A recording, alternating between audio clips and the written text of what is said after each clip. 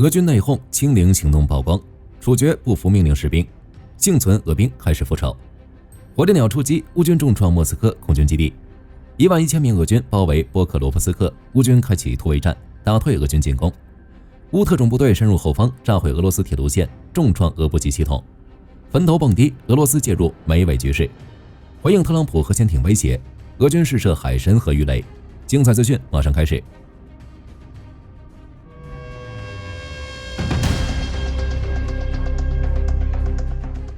事实证明，俄军打乌克兰或许唯唯诺诺，但打自己人却很有一套。面对不服从侵略命令，甚至只是抱怨几句的士兵，俄罗斯指挥官选择了最有节目效果的处理方式，将这些士兵通通拉出去处决。然而他们不会想到，幸存的俄兵正考虑用自己的方式向不可一世的指挥官们发起正义的复仇。俄罗斯新闻媒体发布了一份骇人听闻的名单，揭露俄军内部不为人知的黑幕。这份名单列出了上百名涉嫌参与清零行动的指挥官。所谓清零行动，即未经审批或调查就将士兵拖出去消灭，原因也是五花八门，有的是因为士兵不服从送死的命令，有的是因为私人恩怨，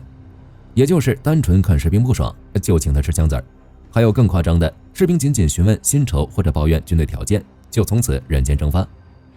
为了掩盖清零行动的后果，指挥官有时会在前线清除士兵后当场丢弃尸体，然后声嘶力竭地指责乌军消灭了他的战友。这种离谱的事情乍一看，估计不少人还以为是洋葱新闻，就连火力军都想为俄军打抱不平，怀疑俄媒体是否在恶意造谣。然而很不幸，作者表示，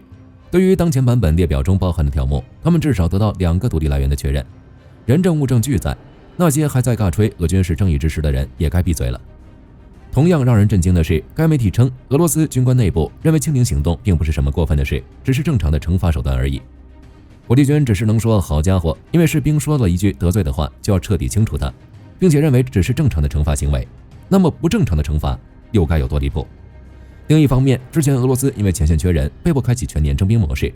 火力军认为之所以缺人，大概也有自己人在帮忙消灭自己人的缘故。好在俄军内部已经有一批士兵觉醒了，不少在清零行动中侥幸活下来的幸存者表示，他们不指望俄罗斯的司法系统会提供帮助，而是考虑用自己的方式对指挥官们展开复仇。从这儿也能看出，近4年的侵略战争已经让俄军内部分裂，甚至开始内讧。目前名单上有几名指挥官已被提起刑事诉讼，但来自幸存者的私人诉讼相信很快也会到来。俄军军官的行为让人震惊，除了俄军自己人不爽，乌克兰也向俄罗斯指挥官开展了正义打击。据 CNN 报道，乌军通过精密的谋划，成功消灭一名犯有战争罪行的俄罗斯军官。比起参与清零行动的军官，这名军官做的事更加过分。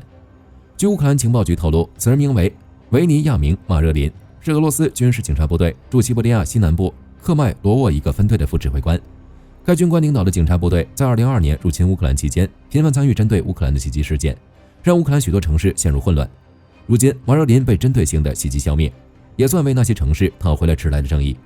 不过，他并不孤单。一名曾策划对乌克兰使用化学武器的俄高级将领，以及力主对乌发动侵略的亚罗斯拉夫·莫斯卡雷克将军，也在今年被乌情报局消灭。这些军官为了赢得侵略战争的胜利，选择了最无情的打法。对他们来说，战争之中没有无辜的人，只有胜利者才是赢家。为了胜利，他们不会考虑任何代价。那么最后自己迎来被战争吞噬的结局，也属于意料之中的事。除了消灭犯下战争罪的军官，乌克兰的攻击还覆盖了莫斯科。这一次，有人甚至看到了火烈鸟导弹。俄军对乌克兰的攻势越来越疲软，面对侵略者，乌克兰反而开始主动发动强有力的进攻。据相关媒体报道，乌军已经开始对莫斯科及其周边地区发动多起饱和式打击。俄方的监测频道显示，夜间总共发现了130多架无人机的踪迹，其中大部分都飞往莫斯科周边城市，也在频繁发布乌军无人机的打击报告。为了扛住这波进攻，克里姆林宫急忙从前线紧急调配大批防空设备，在莫斯科摆出一个乌龟阵，希望能扛住乌军的袭击。事实证明，俄军又做了一回无能的丈夫。莫斯科周边地区依旧传出被袭击的消息。不过，这也不能完全怪俄军的防御疲软无力，因为这次袭击，俄军很可能出动了火烈鸟。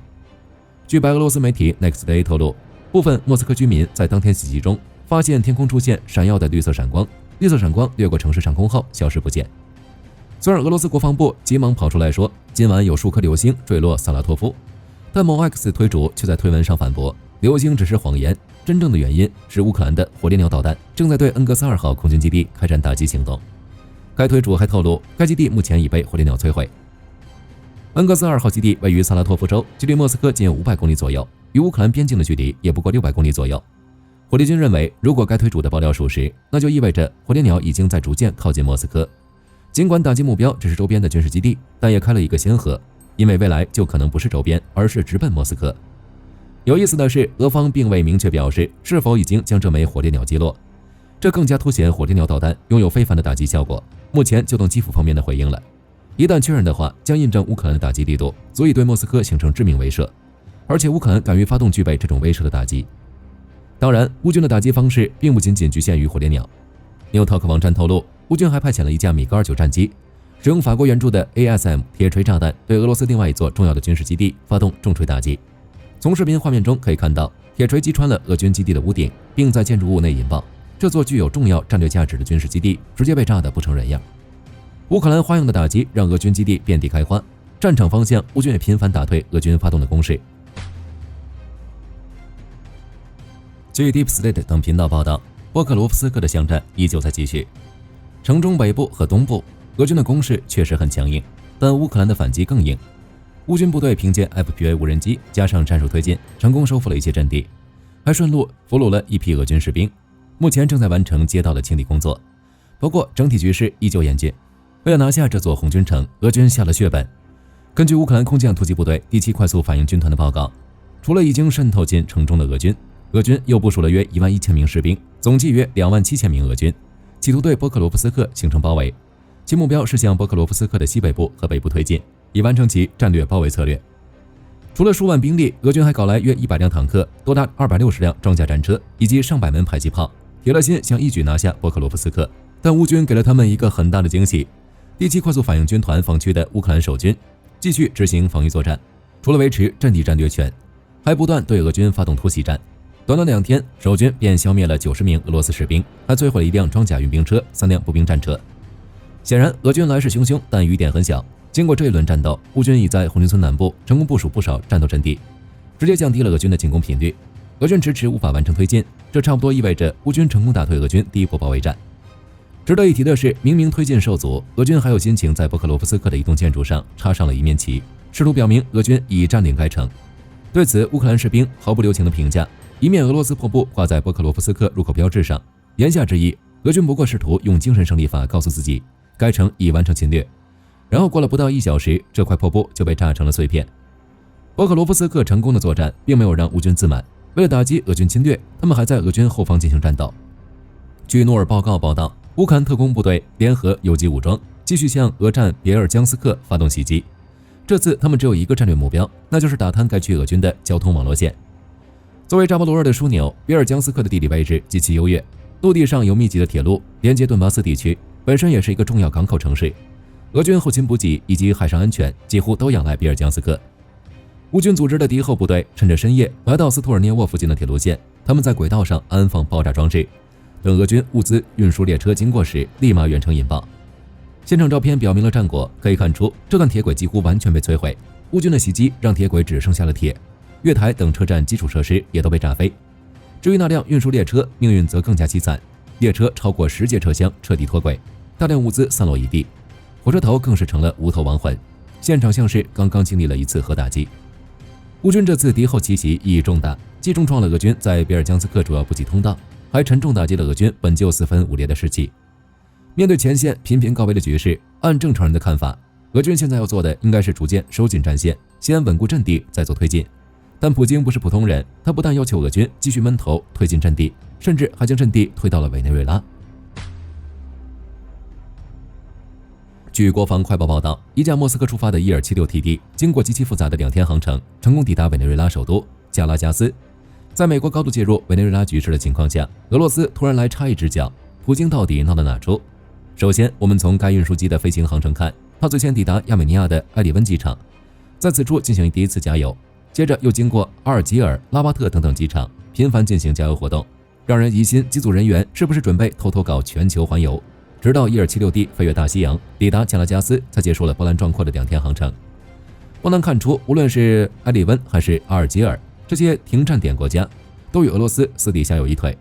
其中一些国家甚至驻扎着俄罗斯军事人员。国防快报猜测，这架飞机或许在停靠途中偷偷装载了货物，不然完全无法解释其频繁停靠的原因。毕竟作为运输机，1276TD 本身就有强大的储油系统，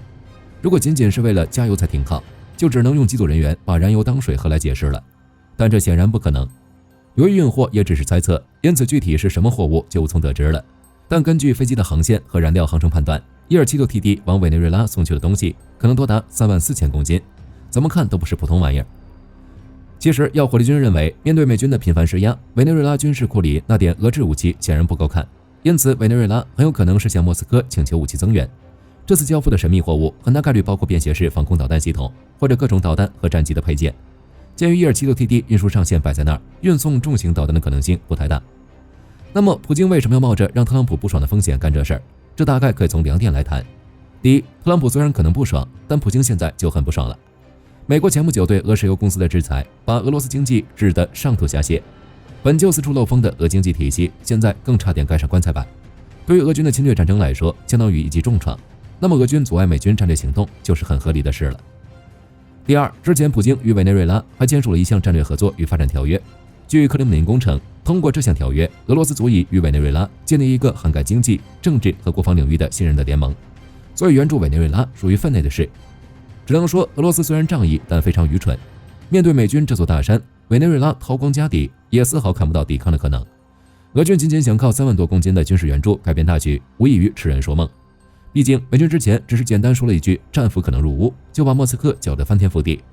普京凭什么自信认为自己还能介入日益紧张的委内瑞拉局势？这已经不是作死了，而是在坟头蹦迪。有意思的是，普京倒是自己出来解释，他自我感觉良好是有原因的，因为俄军核动力超级鱼雷测试成功了。这枚普京寄予厚望的海神鱼雷，跟之前吹嘘的海燕核动力导弹一样，吹嘘话术都是一个模板。之前号称导弹射程无限，无法被拦截，现在更夸张，说鱼雷也无法被拦截，爆炸后还能引发巨大的放射性海啸，彻底摧毁目标沿岸，不由让人害怕。会面会不会又蹦出一个海胆核动力电子弹，同样无法被拦截，一枚炸弹就能把人头发电得跟海胆一样。除了普京，俄罗斯媒体也纷纷撰文，吹起了海神的彩虹屁。据俄媒报道，这款武器打破了大多数传统的核威慑与分类规则。他们估计，海神可以携带一枚200万吨级的核弹头，并可能由液态金属冷却反应堆提供动力。毫无疑问，普京在这个时候宣布海神测试成功，是对特朗普关于在俄附近部署核潜艇的言论进行直接回应。在普京看来，特朗普吓不到他，海神在手，核潜艇也只是一发的事儿。上帝来了，也不能阻止他侵略乌克兰的脚步。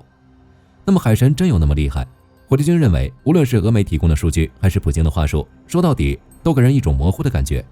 不少人对海神威力的估计，全凭克里姆林宫的小道消息和猜测。毕竟海神的破坏力真的有理论上这么无敌，那么克里姆林宫也不用2018年公布，等到现在才开始试射了。早早试射，早早公布，哪还用被特朗普反复拉扯？不过正如特朗普所言，普京现在要做的应该是尽快结束战争，而不是测试所谓核动力导弹。如果他依旧妄图推进自己的侵略野心，那么乌克兰的欧洲盟友和美国将帮他结束战争，只不过是用一种让他不太体面的方式。好了，这期视频到这儿就结束了。大家怎样看待俄军的清零行动呢？可以在视频下方留言，大家一起讨论。喜欢的话不要忘记点点关注。我是火力军，下期见。好的，各位观众朋友们，我们频道一直在聊真实的军事资讯和武器装备，后台也经常有朋友问，有没有值得推荐的入门级模型？今天就和大家分享一款近期接触到的产品。首先，它的外形还原度做得相当不错，比例准确，武器上的一些关键细节和标识也都有体现，材质也说得过去，拿在手上有不错的分量感。其次，它具备一定的可动性，对于理解基础操作原理有一定帮助，让它不仅是个静态摆件。综合它的做工和可玩性来看，价格确实比较亲民。对于想入门模型收藏，或者单纯想在桌上贴一个摆件的朋友来说，是一个性价比很高的选择。商品链接已经给你们上了，感兴趣的朋友可以自行了解。